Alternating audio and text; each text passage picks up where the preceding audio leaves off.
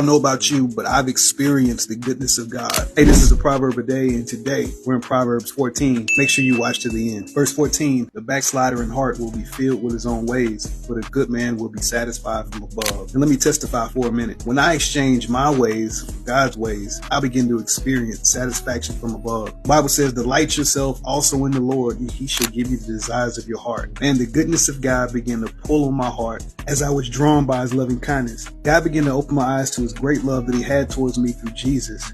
This is when I repented and surrendered my life into his control. As I began to follow him, giving up my old ways and willingly implementing what I was learning from the Bible, I began to delight in obeying him. As a result, God began to change my desires to his desires. Now, as I delight myself in him, he gives me the desires of my heart. It's crazy. Looking back over the years, I can truly say his goodness and mercy follows me all the days of my life, and I have been satisfied from above. I can remember standing in front of a judge 8 years ago for a third time, and him looking at the DA and telling the DA, give this man whatever he wants. What you don't know is I had already been to prison once for 5 years, and I was standing in front of this judge again after getting a possession with intent charge. And this is probably the 7th or 8th charge I've had. And so it was over with. For real, it was over with. But I began to pray and just surrender all to him. I'd already walked with him before, but I had backslidden, and I really wanted to come back with the lifestyle I was living. I was so wrapped up in sin and selling drugs and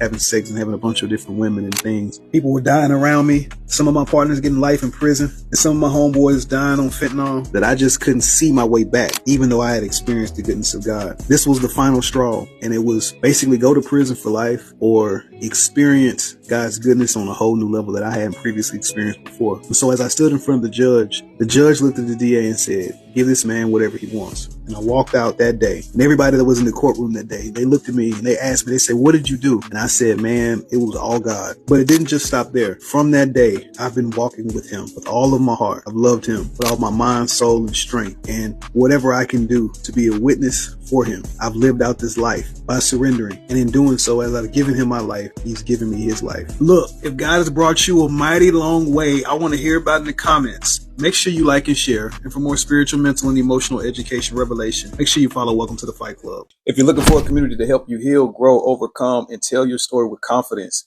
comment the word community and get instant access to the Fight Club Community Connect. God bless.